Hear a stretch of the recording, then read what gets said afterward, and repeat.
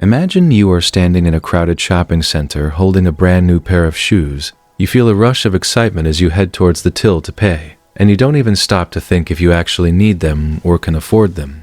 This is not just a lack of willpower or a momentary lapse in your better judgment.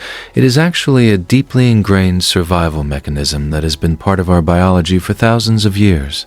And today we are going to unmask the hidden psychological forces that drain your bank account without you even noticing.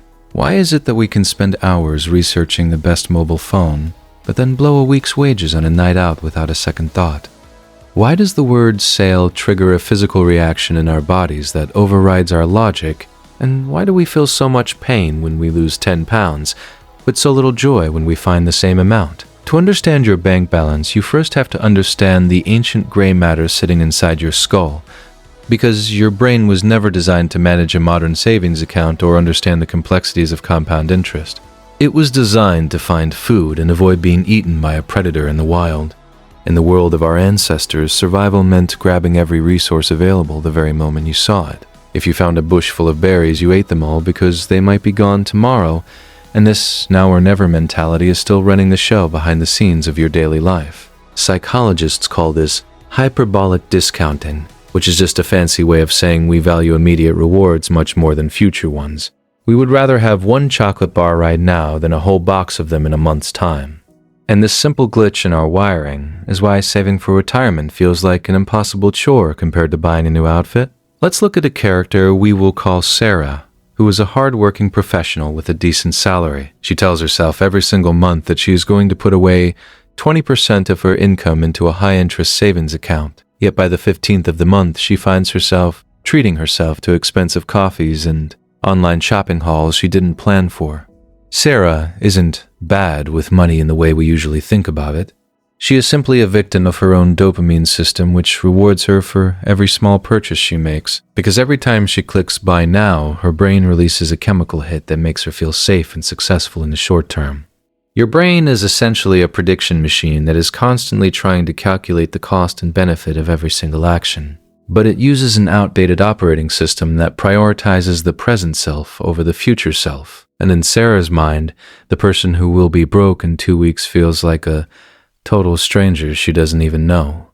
This leads us to one of the most powerful and dangerous psychological concepts called loss aversion, which is the idea that the pain of losing something is twice as powerful as the pleasure of gaining it. And this is exactly why professional gamblers and casual investors alike often hold on to losing bets far longer than they should. Think about a time you bought a stock or perhaps a piece of clothing that didn't fit, but you refused to sell it or give it away. You kept it because admitting the loss felt like a physical wound to your ego, and your brain would rather gamble on a tiny chance of breaking even than accept a small, guaranteed loss today.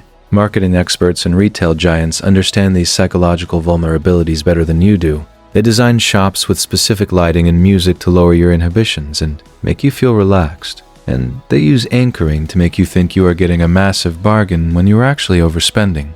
Anchoring happens when you see an original price of £100 crossed out with a new price of £70. Your brain latches on to that first number as the true value of the item. And even if the item is only worth £50, you feel like you have won £20 just by spending money. Another invisible thief in your pocket is the mental accounting bias, which was discovered by Nobel Prize winner Richard Thaler. This explains why you treat a £100 birthday gift differently than a £100 bonus from your employer, even though the currency has exactly the same purchasing power in the real world. We put money into different buckets in our heads, like holiday fund or emergency cash or found money, and we are much more likely to gamble or waste money that we didn't earn through hard work. Which is why casinos give you free chips to get you started on a path of reckless spending.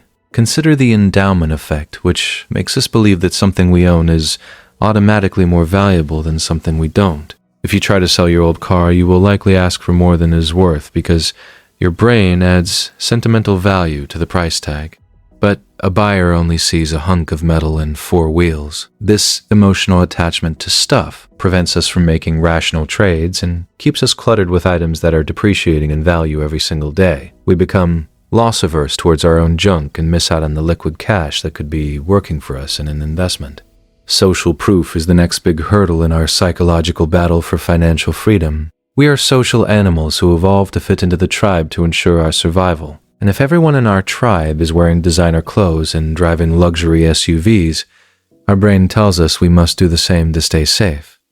Keeping up with the Joneses is not just about vanity or showing off to your neighbors. It is a primitive fear of being left behind or viewed as lower status within the group.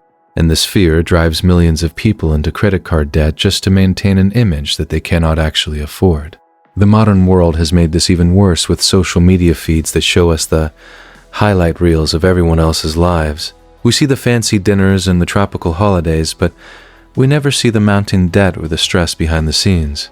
And our brains mistakenly believe that this level of consumption is the normal baseline for happiness. Decision fatigue is another silent killer of your bank account that hits you at the end of a long working day. Every choice you make, from what to wear to how to answer an email, uses up a small amount of your mental energy, and by the time you are driving home past the takeaway shops, your willpower battery is completely drained.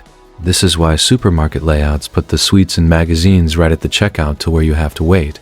They know you have already made 100 decisions while walking through the aisles, and you are far more likely to give into a guilty pleasure purchase when your brain is tired and hungry. To fight back against these biological urges, we must learn to build choice architectures that protect us from our own instincts. We need to automate our savings so the money leaves our account before our present self can even see it. And we must create a cooling off period for any purchase over a certain amount of money. If you see something you love, wait 24 hours before buying it to let the dopamine spike subside. This allows your logical prefrontal cortex to catch up with your emotional limbic system. And you will often find that the must-have item looks a lot less appealing the next morning when you are thinking clearly. Understanding the sunk cost fallacy is also vital if you want to stop throwing good money after bad. This is the tendency to continue an endeavor once an investment in money or effort has been made, whether that is a failing business or a car that keeps breaking down every single month. Your brain hates the idea that the money you already spent was wasted, so it encourages you to spend even more to fix the situation. But the truth is that the money is already gone regardless of what you do next. And the only rational question is whether the next pound you spend will actually bring you a positive return. We also struggle with optimism bias, which makes us believe that we are less likely to experience negative events than others. We think we don't need insurance or an emergency fund because nothing bad will happen to us. And this lack of preparation leaves us vulnerable to the inevitable shocks that life throws our way. By acknowledging that your brain is a flawed computer when it comes to finance, you gain a massive advantage over the average person. You can stop blaming your personality for your money problems and start focusing on the biological systems that drive your choices. Because awareness is the first step toward building a wall between your impulses and your wallet. True wealth is not about how much you earn, but about how much you keep and how you manage the psychological triggers of the modern world. It requires a constant dance between satisfying your current needs and protecting your future security, and it starts with the simple act of questioning your own thoughts before you tap that card. Next time you feel that itch to spend money on something you don't really need, just take a deep breath. Remind yourself that it is just your ancient brain looking for a quick hit of survival chemicals, and choose to invest in your future self instead, because that is where true freedom and peace of mind are found. The journey to financial mastery is mostly a journey of self-discovery and psychological discipline. So start small by identifying your biggest spending triggers today, and watch how your life changes when you take the steering wheel back from your primitive instincts.